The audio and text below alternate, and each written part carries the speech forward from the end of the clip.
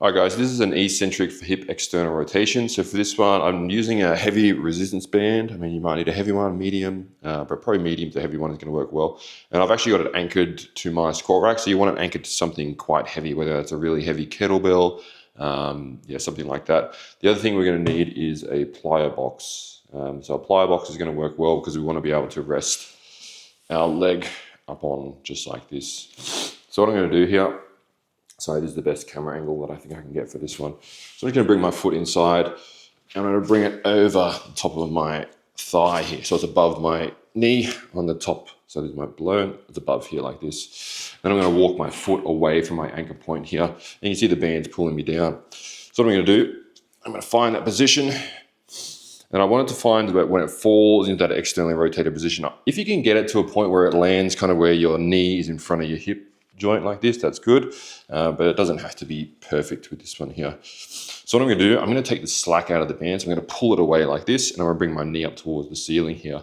From there, I'm going to start driving my outside, my pinky toe, sorry, lose my balance here, my pinky toe side of the foot down into the ground, like through the box, trying to internally rotate the hip and trying to maintain that. So I drive my foot into the box here like this, trying to internally rotate the hip. I take the slack out and I release the band and it starts pulling me down, but I keep driving down into the box. So I'm trying to keep it up into the sky by driving that pinky edge of the foot down to the ground. And eventually you lose that battle towards the surface here.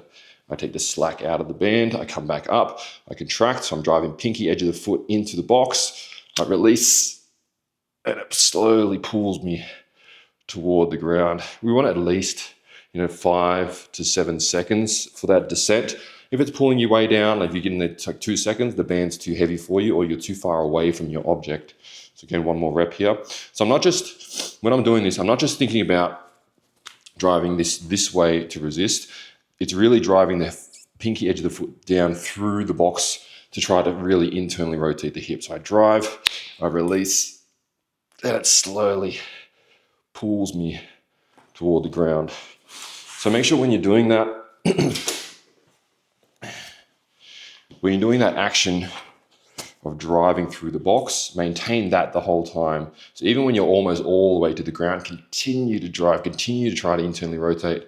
And then when you hit, come back up, take the slack out, come back up, reset, and release, and continue from there. This one's a really, really good one. So if you can find this setup with the box and something to anchor it to, it's really, really, it's an excellent one for that eccentric. So give it a crack and let me know how you go.